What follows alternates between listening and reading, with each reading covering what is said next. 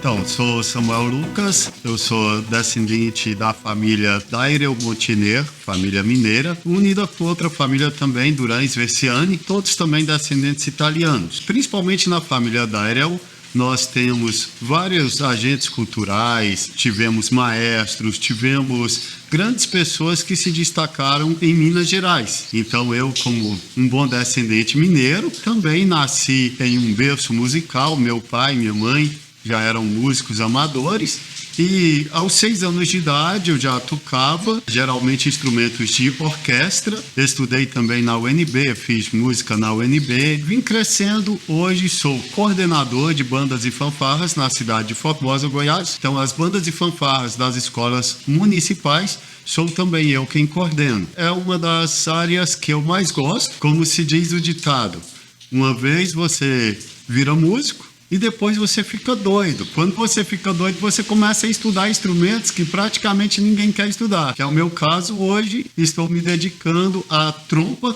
caracol. Gosto muito de instrumentos antigos. A trompa caracol é um dos instrumentos que remete mais à antiguidade. Uma das minhas trompas, inclusive, é uma trompa que já tem mais de 50 anos. Por isso, a gente vem trazendo junto história, cultura e essa arte musical. Na área de escritor sobre a cidade de Formosa, eu acredito que foi na faixa de 1998, eu fazendo uma viagem a Minas Gerais, então eu tenho muita influência mineira em cima dos meus trabalhos. E ali em Coromandel, eu ganhei um livro chamado Patos de Minas, Minha Cidade. E esse livro me incentivou a estudar um pouco mais a minha cidade de Formosa. Sou formosense nato e através de eu estudar a cidade de Formosa, eu percebi que muitos historiadores escreviam artigos mentirosos e história mentirosa sobre a nossa cidade. Tipo, falar que Formosa começou através do Arraial Santo Antônio do Itiquira, sendo que em 1749 já estava estabelecido aqui nas margens da Lagoa Feia e só em 1753 que foi estabelecido o Arraial Santo Antônio do Itiquira. Então são essas divergências que me incentivaram a escrever livros e hoje já tenho 3 livros lançados. O terceiro livro agora num relançamento, inclusive através do fomento da Lei Paulo Gustavo. Então o terceiro livro vai vir no lançamento oficial, já com outros livros prontos, aguardando apenas fomento para poder trazer para a população de Formosa. A história cultural de Formosa, ela é uma história muito rica. Hoje nós somos uma das poucas cidades do Brasil que contém uma banda musical centenária, que é o caso da nossa banda municipal, né, a Corporação Musical 24 de Dezembro. Então, Formosa, ela passa por picos de altos e baixos, né, na questão cultural. Inclusive, o termômetro da cultura formosense tem sido exatamente a banda municipal, que hoje é também conhecida como a Banda do Divino. A banda está em alta, pode ver que a cultura está em alta. Ela começa a desaparecer, pode ver que a cultura está em baixa. Nós tivemos aí um grande momento quando tínhamos a afinada Vera Couto, secretária de Cultura. Ela conseguiu trazer algo que foi um marco para a cultura formosense, que foi através dela que nós instituímos em Formosa o Conselho Plano e Fundo. E através do Sistema Municipal de Cultura, a possibilidade de trazer novos fomentos. E foi na época dela também onde se instituiu microprojetos culturais e muitas pessoas como Jorge Nakano, né, fazendo dobraduras japonesas dentro de uma escola municipal, conjunto Faca na Bota, indo para as escolas municipais para poder tocar, brincar ali com as crianças. Então, assim, são grandes manifestações que teve. Aí tivemos um pequeno recesso, deu uma pequena queda, mas agora a cultura volta a querer crescer novamente. Quando foi inaugurado aqui em Formosa o Celso Olinda Rocha Lobo, um centro de esporte unificado ali no Parque Lago, nós conseguimos ter um engajamento maior de artistas. Com isso, nós abrimos no sistema municipal de cultura, foi aberto o sistema de indicadores culturais e ali também todo o artista era cadastrado. Só que por causa de brigas governamentais, sai um prefeito de um partido, entra outro, entra oposição, retirou-se todo o banco de dados que nós já tínhamos conseguido fazer e deixou desprovido os próximos secretários de cultura ou superintendente desse banco de dados. Com isso, hoje, principalmente, a maior dificuldade que eu vejo da cultura voltar a se enganjar em Formosa é porque nós não conseguimos chegar até esse artista, pois perdeu-se exatamente o banco de dados. Então, uma dificuldade, não sei qual tem sido a sua dificuldade em procurar artistas em Formosa para participar do seu documentário, mas creio eu que pela falta do banco de dados tem sido muito difícil. Então, são questões que realmente hoje eu vejo como dificuldade. Não culpo quem está à frente da pasta, mas eu culpo sim quem fez perder todo o banco de dados que foi levantado nesses últimos 10 anos. Agora eu vou entrar aqui uma parte referente a algo que diz no BNCC de goianidades. Quer dizer, o que é ser goiano dentro da própria educação. Então, porque não adianta eu pegar e dentro de uma sala de aula eu ensinar coisas que não são praticadas aqui. Agora, quando eu pego o meu aluno, levo o meu aluno aonde está a manifestação cultural, ou eu pego a manifestação cultural e eu trago para onde está o meu aluno,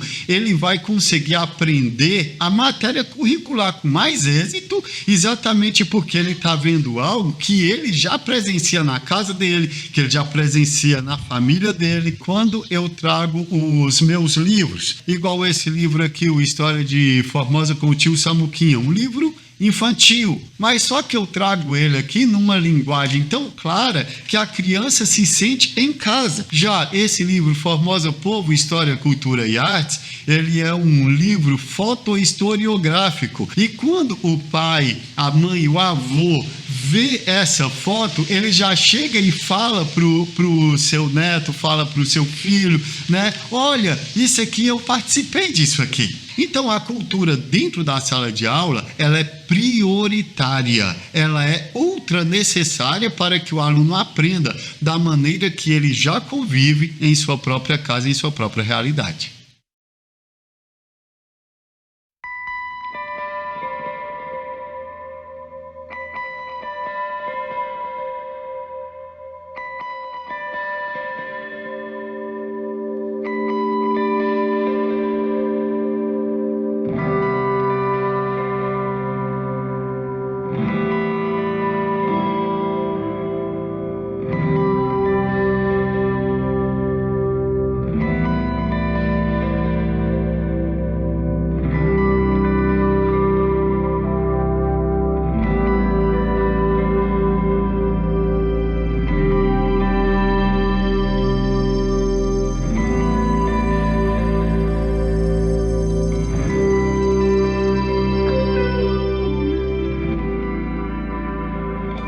Meu nome é Jéssica Luiz, sou coordenadora da Escola de Balé em Formosa, tenho formação em balé clássico e nós estamos aqui em Formosa há 20 anos. A escola nasceu em 2003, do desejo da diretora, Abadia Souza, de proporcionar para a comunidade um espaço, um ambiente onde as pessoas tivessem acesso à cultura, à arte, à dança. Afinal, a dança ela é um agente de transformação, que transforma vidas, que transforma não somente com aspectos físicos, mas emocionais, sociais. Nossa escola ela atende do público infantil, a partir dos 3 anos de idade, até o público adulto. A gente brinca que de 3 a 100 anos nós aceitamos todo mundo. A gente funciona regularmente durante a semana, de segunda a quinta. As nossas aulas elas iniciam ali no fim da tarde, vai até o finzinho da noite, e é bem legal ver o dia começando com as crianças de 3 anos e terminar com os adultos dançando. É bem interessante olhar para a nossa história 20 anos atrás e saber que antes em Formosa as pessoas elas não conheciam o que era sapatilhas de balé. Antes uma sapatilha de balé, meia calça, colã era algo que era muita novidade.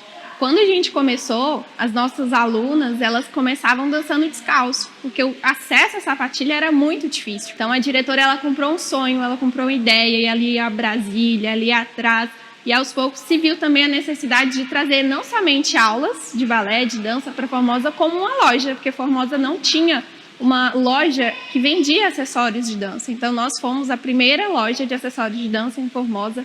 E é bem interessante ver que ao longo do ano as pessoas foram conhecendo o que era o balé, o que era a dança, tendo esse contato mais de perto. E é bem interessante saber que anualmente nós fazemos um evento, que é um espetáculo anual, onde a gente apresenta o nosso trabalho de desenvolvimento dos alunos, a gente traz os pais para perto. E hoje é um evento tão esperado pela comunidade que o último nosso evento a gente fez caladinho, porque nós não conseguiríamos atender o público que gostaria de ir no nosso evento. Então, assim, é bem legal saber que as pessoas elas já esperam, elas já têm essa expectativa de ver o nosso trabalho, porque a dança ela não é somente movimento, ela fala sobre histórias, ela fala sobre transformação, ela fala sobre saúde, sobre vida. Então, assim, a gente vê esse impacto chegando na casa das pessoas, e isso é bem legal. Aqui, nós trabalhamos de forma totalmente privada. No início, era tudo muito mais difícil. A gente chegou a uma fase em que quase tivemos que fechar, porque a escola não se cobria. Apesar da dança ela oferecer uma grande transformação, ainda assim, a arte, a cultura é pouco valorizada na nossa cidade. A gente já passou por muitas dificuldades, mas o sonho da nossa diretora, ele era tanto o amor, a paixão, por tudo isso que foi construído e por todos os benefícios que entrega para as pessoas, para a sociedade, era tanto que uma fase ela tirava do seu próprio bolso para manter a escola. E graças ao nosso trabalho, graças a Deus, graças à dedicação, ao comprometimento, hoje a gente consegue andar, né? A empresa consegue andar ali com as suas próprias pernas, mas é de forma privada. Nós trabalhamos com um projeto social, nós temos um projeto que é a Dança que Integra a Sociedade. Então, hoje nós oferecemos bolsas para crianças em estado de vulnerabilidade. Então, é muito legal saber que a empresa hoje ela consegue ter esse respeito, esse reconhecimento e, de certa forma, também consegue proporcionar àqueles que não têm condição um espaço para ter acesso a essa transformação. Nós chegamos aos 20 anos caminhando, de certa forma, com a força, né, do nosso próprio braço, com muita determinação, com muito empenho, com muitos sonhos. E nós brincamos que nós chegamos agora à fase da maioridade, né? São 20 anos, mas ainda temos muito para viver. Nós construímos uma história, nós estabelecemos raízes, nós estabelecemos, né, que nós estamos aqui com um trabalho de amor, de responsabilidade, de qualidade. E nosso sonho é poder chegar a outros lugares. Nosso sonho é poder alcançar outras pessoas, alcançar empresas parceiras, alcançar projetos, alcançar, quem sabe, patrocinadores que patrocinem também o nosso projeto social, que patrocinem bailarinas. E assim, no espetáculo do nosso ano passado, a gente fez um espetáculo Além do Tempo. E a gente enfatizou que muito além dos 20 anos, a dança ela tem esse poder de transformação. Nós tivemos lindas histórias sendo retratadas ali no palco. Se nós, né, pudéssemos compartilhar com os pais, os alunos essa transformação, mas nós podemos citar um caso de duas alunas muito queridas e, inclusive, uma delas, a médica diagnosticou que ela não andaria mais, que ela ficaria em uma cadeira de rodas. E a mãe, ela sempre lutou contra esse diagnóstico. A mãe acreditava que diagnóstico não era uma sentença. Com isso, ela investiu nas filhas, ela trouxe para o balé como uma atividade que contribuiria para o seu desenvolvimento. E assim, uma criança que uma médica disse que ela não andaria, que ela ficaria numa cadeira de rodas, todos nós testemunhamos ela subindo as escadas sozinha, pulando em sala de aula, aprendendo os passos de balé, os movimentos, se divertindo em sala. Então, assim, a dança ela tem essa transformação, o balé tem essa transformação. E o nosso desejo, o nosso sonho é que o nosso trabalho chegue a mais pessoas, chegue a pessoas que abracem essa ideia, abracem esse sonho, que nós consigamos crescer ainda mais, para que nós possamos abraçar a cidade, abraçar outros projetos, abraçar e expandir aquilo que começou tão pequeno e pode crescer ainda mais.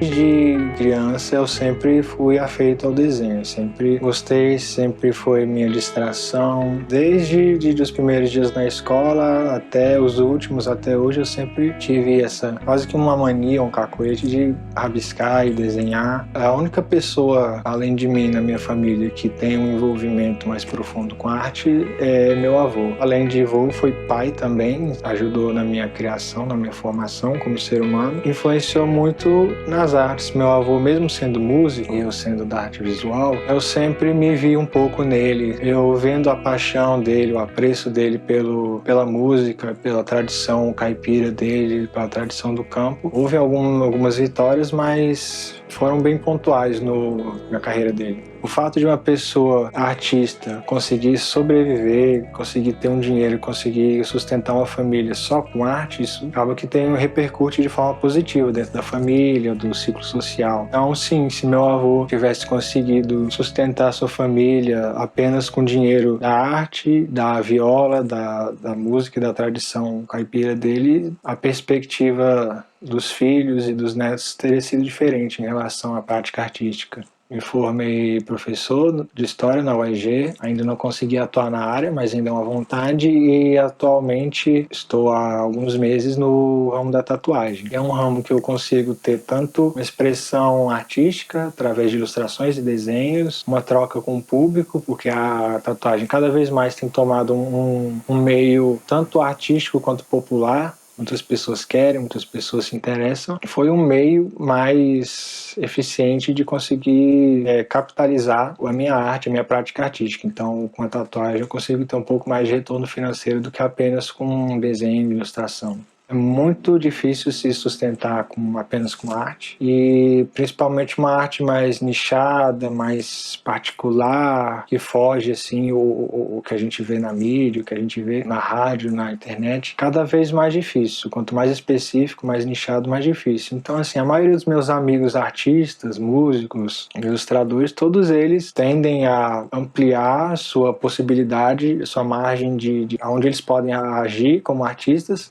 mas na maioria dos casos, infelizmente, eles têm que largar a prática artística ou abrir mão de maior parte do seu tempo para poder trabalhar como assalariado, como carteira assinada, o que, de certa forma, tira o tempo que uma artista precisa dedicar no seu ofício, né? O avô sempre disse que para você ser bom em alguma coisa, você precisa saber dedicar o seu tempo. E nesse meio atual nosso, cada vez menos tempo a gente tem para dedicar aquilo que a gente ama, que a gente tem interesse. Essa aqui foi a primeira ilustração que eu consegui propor para um edital de incentivo à cultura aqui do município de Formosa. Meu projeto foi conseguir fazer uma ilustração que servisse de fonte imagética, iconográfica, para a lenda da Cobra de Formosa. Aquela lenda que, assim, a boa parte dos formosenses conhecem, de que existe uma serpente debaixo da cidade e que algumas pessoas dizem ouvir ela nos degraus da catedral. E aqui eu fui no Museu Coros, peguei uma fonte textual para poder me basear, separar os elementos de cada um, e é que eu tenho tanto centralizado quanto me moldurando a Cobra de Formosa, a Capela de São Estevão, que é extinta,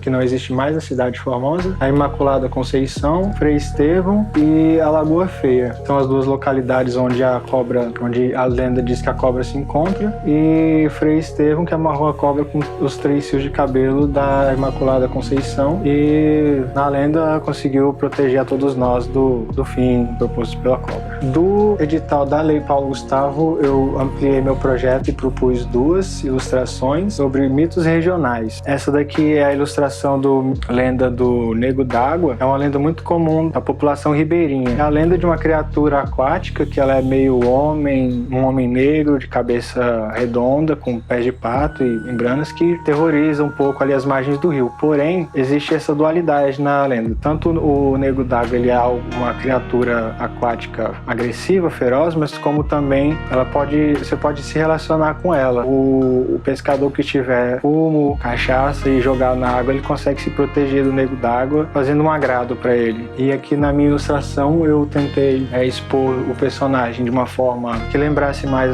o estilo de fantasia, de ilustrações de fantasia atuais, e com alguns experimentos de técnica de pincel e nanquim. E a segunda ilustração do meu projeto da Lei Paulo Gustavo Gustavo foi essa aqui, da lenda da Mãe do Ouro. Ela ocorre em vários lugares do Brasil, mas ela é típica mais do centro-oeste, Minas, Goiás, Tocantins. É uma lenda que ela remete muito ao período minerador da história do Brasil. Pode-se dizer que a lenda ela é de 1800, final do 1800, que conta a lenda de uma mulher que sinaliza com a luz as jazidas de ouro e que protege tanto escravos de seus patrões abusivos e mulheres grávidas, mulheres que sofriam agressão no período minerador. Por se tratar de uma mulher que se manifesta em forma de luz, ela pode ser associada muito àqueles fenômenos físicos das florestas, como o fogo-fato, que é a chama de gases, como aquele raio-bola, que é um fenômeno eletromagnético que ocorre no meio das florestas e pode ser a possível origem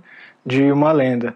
E essas lendas elas mostram como as pessoas elas tendem a ter uma mente fértil para interpretar tanto os fenômenos como os ocorridos na água, um barco que virou, um acidente na água, como um avistamento de luz no meio do mato, tanto para expressar o seu contexto ali, como por exemplo, como era um contexto ali próximo à abolição da escravidão, então existia uma mentalidade que começava a nascer de que as pessoas achavam errado pessoas negras serem escravizadas. Então a gente vê que isso se manifesta também nas lendas. E a história, as pessoas, elas contam a partir de si mesmas, através dos mitos, através desses dizeres, desses causos. Eu tenho essa paixão pela pesquisa de lendas e da história do Brasil e de outros lugares, e demanda tempo você fazer uma pesquisa, você entender o que você vai desenhar para depois tentar expressar aquilo ali, tanto que são lendas populares, então tentar representar os populares através das lendas, tentar traduzir isso para uma linguagem mais atual, mas assim, a maior dificuldade é a do tempo e a financeira, né, para você conseguir executar um projeto com mais ilustrações, com mais pesquisa, com melhores materiais, com melhores mídias, com mais subsídios e mais corpo. Um projeto com um corpo bom, ele precisa de uma base financeira para se sustentar.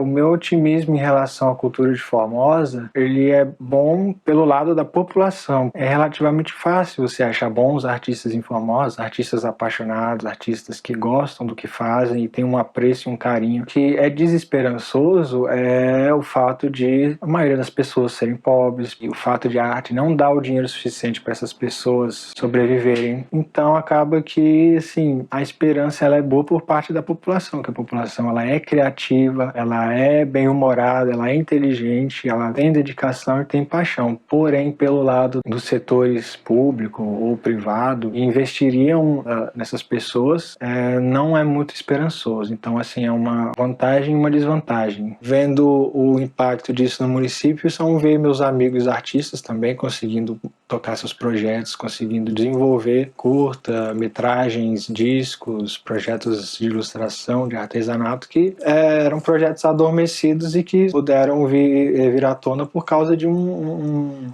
subsídio, um dinheiro, mesmo que ainda seja um primeiro passo, um passo inicial para esse desenvolvimento da cultura aqui na região, ainda são muito importantes. Então, assim, é essencial que o artista ele possa ter o dinheiro tanto para sobreviver quanto para executar seus projetos mais audaciosos, mais internos.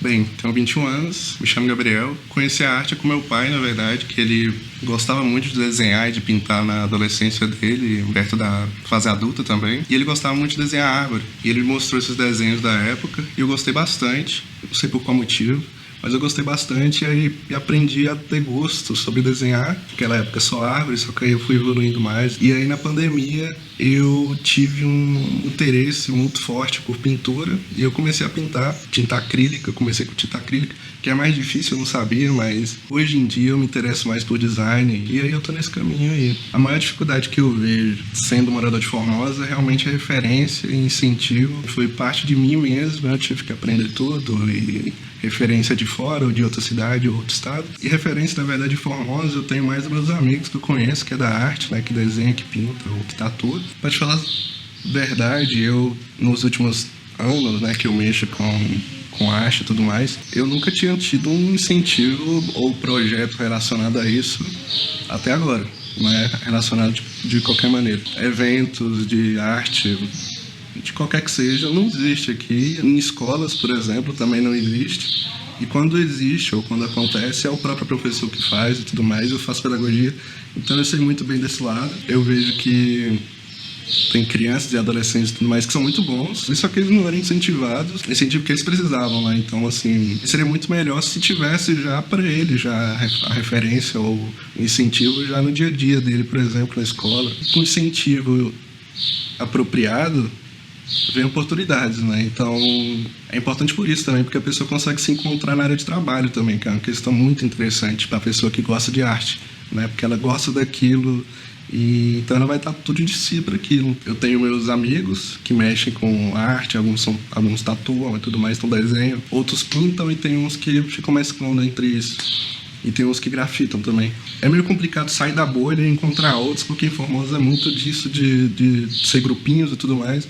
E a gente não fica sabendo de pessoas de outros bairros que são artistas e que mexem com arte visual, por exemplo. É complicado. As minhas tatuagens, a maioria delas foram feitas por uma tatuadora, a Manuela. Conheço outros também que estão tentando migrar para essa área. Porque aqui em Formosa, pelo que eu vejo, o artista que ganha dinheiro aqui em Formosa é tatuador. Ou que consegue mexer com design e tudo mais, aí vai mexendo, só que aqui em Formosa ele não trabalha, ele tem que ir para Brasília, enfim. Eu me interessei muito por esse lado do design, né? Então eu tô buscando, eu recebi uma oportunidade, então eu tô tentando aproveitar essa oportunidade e infelizmente eu vou ter que trabalhar não aqui, mas lá fora, né? Aqui é Jesus sendo batizado, né? E é uma figura que retrata essa época, né? Bem interessante, que eu admiro bastante, que é a figura de Jesus e sua história e sua importância e tudo mais para o mundo, né, que vai repercutir pro resto da vida. E o que eu admiro bastante, eu não tenho religião, eu respeito bastante, admiro muito, né, uma pintura que eu fiz justamente por conta disso, por gostar bastante e respeitar bem, e também porque foi uma encomenda, enfim, pro meu tio, que é muito religioso, então eu resolvi fazer isso. Ele me pediu que queria uma pintura de Jesus e tudo mais, me mandou umas referências, e eu fiz ele sendo batizado, e é isso.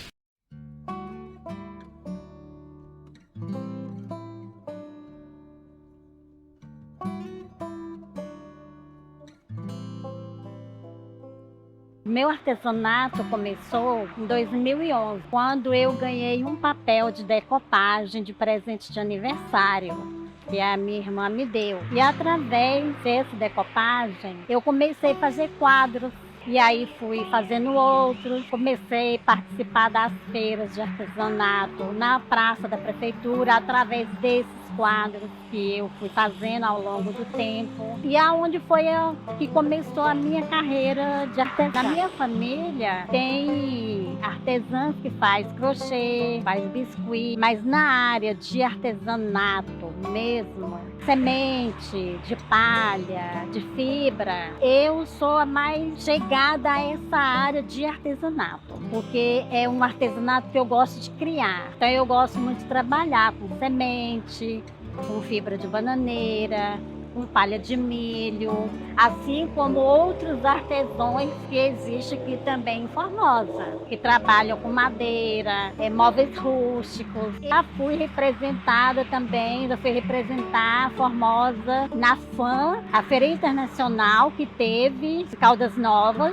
Foi uma feira muito bonita, extraordinária. Já participei também da Expo Brasil também. E de 2011 para cá, eu sempre participei assim, de feiras na praça, feiras de artesanato na praça da prefeitura, em outros locais. Já fui para Agro Brasília, o artesanato, representar Formosa. E em Formosa tem muito artesão que precisa ser conhecido. Às vezes, não tem oportunidade de expor o trabalho dele. É um artesão que trabalha em casa e não tem como ele expor o trabalho dele. O meu artesanato é feito com material do cerrado. Eu trabalho muito com cipó, trabalho com cabaça, trabalho com palha de milho, trabalho com semente. Essa daqui é uma imagem de Nossa Senhora Aparecida, que ela é confeccionada na cabaça e a santinha feita com a palha de milho e as flores também. Essa daqui é uma imagem de Nossa Senhora da Batia, feita com palha de milho no abano. Quer dizer, ele é bem artesanal, ele é bem rústico. Este colar é feito com palha de milho, com couro. Este também, com semente. Ali tem um quadro de arte francesa e tem duas africanas numa telha. Aquele quadro, ele é feito com arte francesa, feito com papel. Ele é todo recortado, todo montado, tem pequenos detalhes e tenho também as africanas na telha, que é feita a pintura à mão, eu mesmo que pinto o rosto e faço a montagem com o turbante, com as bijuterias. E esse é o meu artesanato. Estou aqui no centro de artesanato, né? Mas tem várias peças que eu coloquei no Face, tem no Instagram. É aonde eu estou divulgando o meu artesanato, o meu trabalho. E participo de alguns eventos também, quando eu tenho oportunidade de participar. Encomendar um presépio foi o primeiro que eu fiz. Eu não tinha noção de onde começar, por onde começar, porque no YouTube não ensina nada passo a passo. Então você tem que criar, você tem que pôr a sua cabeça para funcionar e você tem que ter inspiração para criar uma peça. E hoje ele está sendo representado nos Estados Unidos. Para mim é um orgulho muito grande saber que o meu trabalho está do outro lado do mundo. Igual muitos artesãos também gostaria que o seu trabalho tivesse também sendo divulgado em outras cidades, em outros estados, em outros países. Nós somos competentes, nós sabemos criar, nós somos capazes de fazer, de produzir e de expor em outras cidades, em outros países, porque nós somos competentes, nós temos competência para isso.